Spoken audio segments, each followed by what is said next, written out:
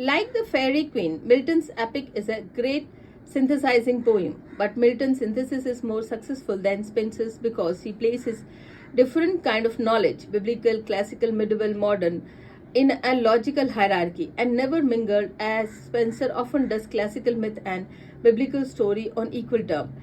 If all the resources of the classical mythology are employed in order to build up an overwhelming picture of the beauty of Eden before the fall, that is because Milton is saying that here and here only, where all the yearnings of men for ideal garden fully realized.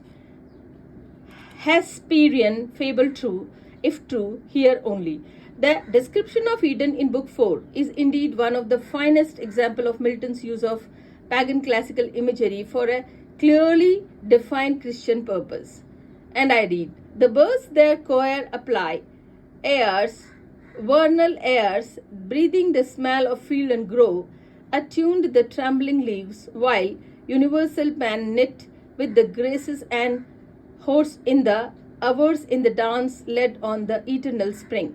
Not that fair field of Enna, where prosprin gathering flowers, here is a fair flow, by gloomy dis was gathered with the coast cares all that put to seek her thorough the world. Nor that sweet grove of Defin by Orontos and inspired Castalian spring might with his paradise of Eden strive. There is a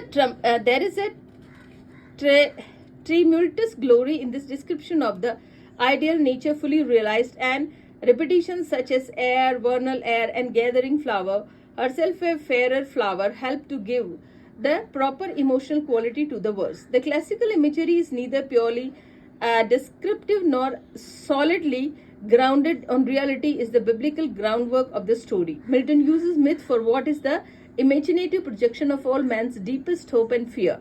Matthew Arnold cites the lines about Proserpine and Ceres and touchstone of great poetry, but did not pause to inquiry why. It is the combined suggestion of the infinite beauty and the foreboding and loss of Milton's managed to capture